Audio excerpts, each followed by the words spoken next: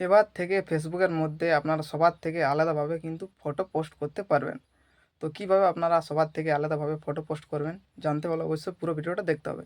তো চলো আপনাদেরকে দেখে দিই স্টেপ বাই স্টেপ কীভাবে আপনারা নতুন নিয়মে ফটো পোস্ট করবেন। তো এই সবার প্রথমে আপনারা মোবাইল স্ক্রিনের মধ্যে চলে আসবে, তো ফেসবুকটা ওপেন করে নেবে, ঠিক আছে। ফেসবুক ওপেন করার পর প্লাসের আইকনে ক্লিক করবে, ক্লিক করার পর পোস্টে ক্লিক করবে, ক্লিক করার পর নিচের দিকে চলে আসবে, নিচের দিকে আসার পর এখানে একটা অপশন দেখতে পাবে লাইভ ইভেন্ট, তো এখানে একটা ক্লিক করবে। এখানে ক্লিক করার পর এখানে দেখতে পাবে উপরের সাইডে রিলেশনশিপ, তো এখানে একটা ক্লিক করবে। এখানে ক্লিক করার পর নিউ রিলেশনশিপে ক্লিক করতে হবে। ক্লিক করার পর এখানে ফটো ভিডিও, তো এখান থেকে আপনারা ফটোটা অথবা ভিডিও একটা যে কিছু নিয়ে নেবে, ঠিক আছে। তো আমি আপনার দেখানোর জন্য একটা ফটো নিয়ে নিচ্ছি, তো এখানে একটা আমি এই ফটোটা নিয়ে নিচ্ছি। তারপর এখানে নেক্সটে ক্লিক করছি। নেক্সটে ক্লিক করার পর এখানে দেখতে পাচ্ছি ইন এ রিলেশনশিপ, তো এখানে যে লেখাটা দেখতে পাচ্ছ তো এটা তোমাদের কেটে দিতে হবে, ঠিক আছে। এখানে আপনাদের টাইটেলটা লিখে দেবে, আমি এখানে লিখে দিচ্ছি হরে কৃষ্ণ, ঠিক আছে।